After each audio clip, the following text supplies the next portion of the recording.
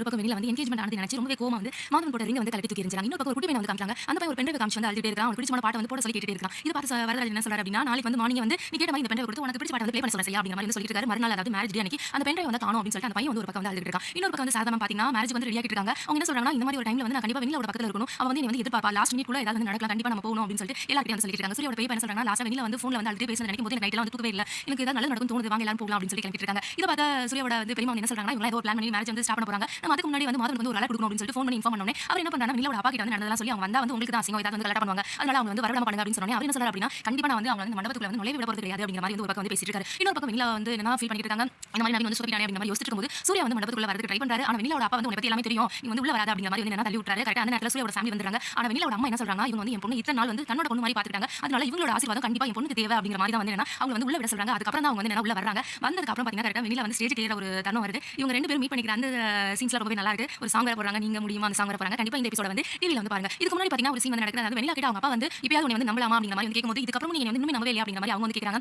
இவ்வளவு தூரம் வந்து நீ அசிங்கப்பட்டுட்ட இந்த மாதிரி சூர்யாவோட ஃபேமிலி வராங்க. அதனால தொடர்ந்து பிரச்சனை வந்து கிரியேட் பண்ணாம இரு அப்படிங்கிற மாதிரி அவர் வந்து ஒரு அட்வைஸ் கொடுக்க வெண்ணிலா வந்து வழக்கம் போல இங்கே ஒரு இமேஜினேஷன் பண்றாங்க. அதாவது என்ன அவர் சொல்றாரு மாதவன் வந்து உன்னை வந்து கல்யாணம் பண்றதுக்கே மாப்பிள்ளை விருப்பம் இல்ல அப்படிங்கிற மாதிரி சொல்லும்போது என்னது அவனுக்கு நீ கல்யாணம் பண்றதுக்கு விருப்பம் இல்லையா உங்க பொண்ணை வந்து கொலை பண்ணிட்டு என்னை கல்யாணம் பண்றதுக்கு இவ்வளவு தயாரா இருக்கா இவளை பத்தி எனக்கு எல்லாமே தெரியும் சொன்னா மட்டும் நீ நம்ப போறீங்க அப்படிங்கிற மாதிரி ஒரு குட்டி இமேஜினேஷன் சீன் வந்து இடையில வந்து வருது.